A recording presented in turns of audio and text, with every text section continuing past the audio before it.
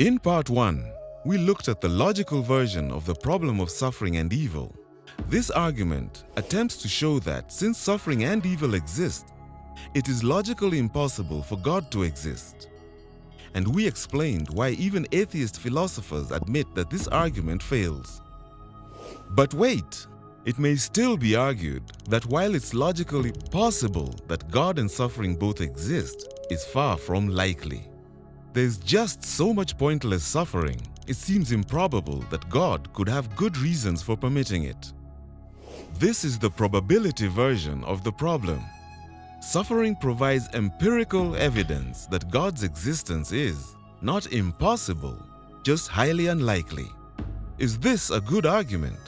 Consider 3 points.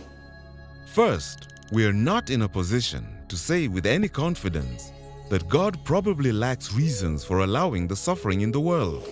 The problem is that we're limited in space and time, and in intelligence and insight.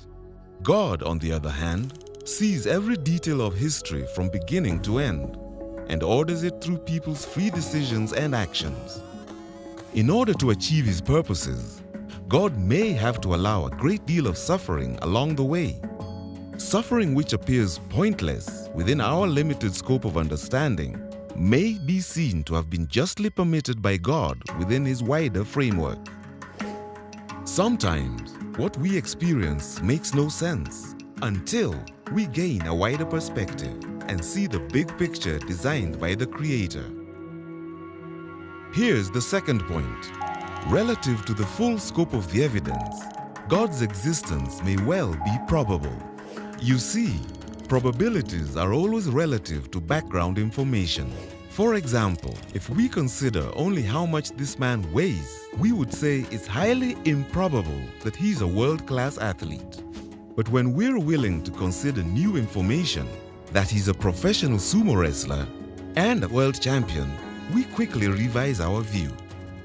In the same way, when the atheist claims that God's existence is improbable, we should ask, improbable relative to what background information? If we consider only the suffering in the world, then God's existence may very well appear to be improbable.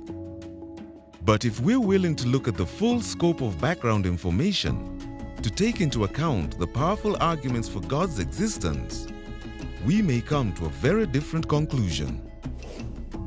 The third point is, Christianity entails doctrines that increase the probability of the coexistence of God and suffering. Consider 4 of these. First, the chief purpose of life is not happiness. People often assume that if God exists, His role is to create a comfortable environment for His human pets. They think the ultimate goal of our lives on earth is happiness, and therefore, God is obligated to keep us happy. However, Christianity presents a radically different view, that the purpose of life is to know God. This alone brings true, lasting fulfillment. Suffering can bring about a deeper, more intimate knowledge of God, either on the part of the one who is suffering or those around him. The whole point of human history is that God, having given us free will, is drawing as many people as He can into His unending kingdom. Suffering is one of the ways God can draw people freely to Himself. In fact, countries that have endured the most hardship often show the highest growth rates for Christianity. God whispers to us in our pleasures, speaks in our consciences, but shouts in our pains.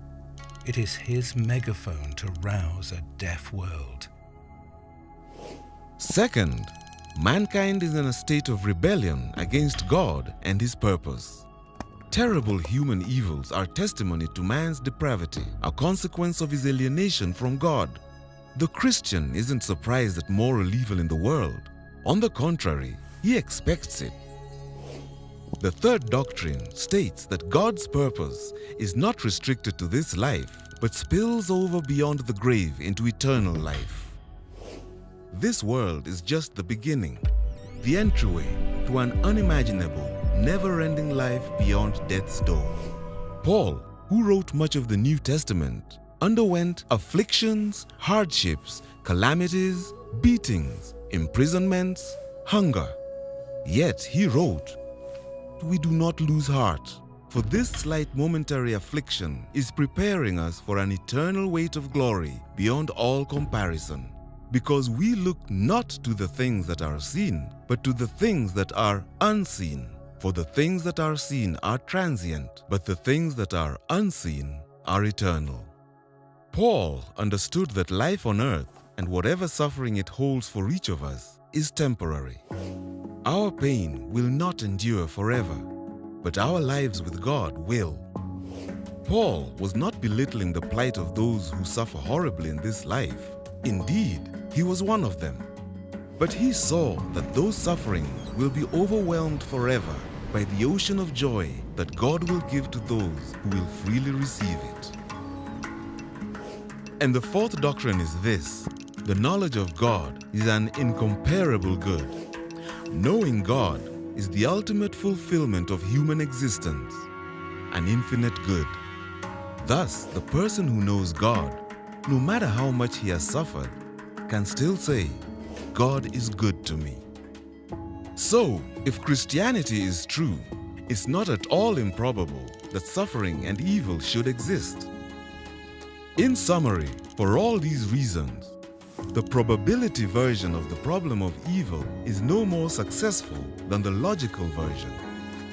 As a purely intellectual problem, then, the problem of evil does not disprove God's existence.